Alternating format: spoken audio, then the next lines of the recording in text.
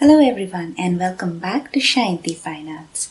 Today's episode is dedicated to watercolors and I will be demonstrating how to paint this snowy barn landscape with watercolors. As usual, all the materials will be listed in the description box below, so check it out. Without much ado, let's get started.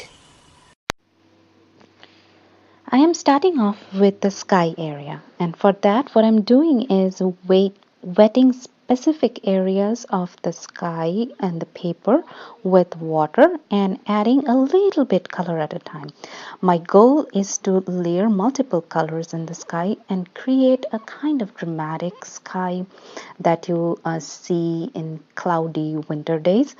And for watercolor to layer, we have to be very careful that the layers don't get blended, and nothing is permanent in watercolor. So when you're adding the next layers, you have to be very careful not to scrub at all, so that one layer sits nicely on top of other and each layer shows very nicely. So you can see that I started off with little areas wetting them and then moved on to larger areas of the sky. And notice that I have not wetted any area other than the sky firstly. And once I finish the sky area completely, then only I'm going to move on to the next areas. Constantly keeping my paper wet till I want to get to the level of brightness, darks and lights adjusted to the level I want it to be. Especially around the edges of the housings, I want it to be more dark, and the edges of the clouds where one layer of clouds sits on other layer of clouds, I want it to be lighter. Now moving on to the houses. As usual in watercolor, I'm starting with very light layers which are initially almost invisible till I am adding the next couple of layers.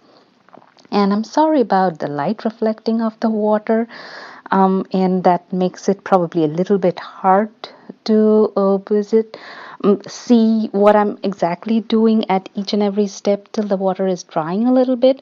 But there is nothing much I can do about it. Water will reflect light around it. So I'm sorry about that, but please bear with me. Now I'm moving on to the snow area on the land, and for that I'm wetting the entire areas but adding color sparingly at one or two areas to create the illusion of different layers and levels in the land. Moving on to the next building, again started with very light layers and then slowly building onto darker layers. And most of the painting I have used different shades of red, blue and a little bit of brown. That's mostly what I've used, with a little bit of black at the very end here and there, but mostly it is red, blue and brown. And that can be really boring at times, but this is a kind of painting a dull winter day, a very cloudy sky, not bright and sunny, so it is going to be a little dull color for sure. And one of the other important thing to create a painting like this is to keep the edges sharp and clean.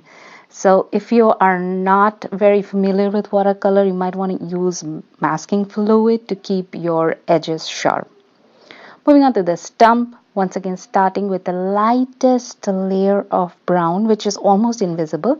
And then you can see that in this particular stump, I am working mostly with a detail brush so that I can create a lot of fine details. I'm making very sketchy lines of brown and inky blue to create the initial of dry straw and grass on the ground.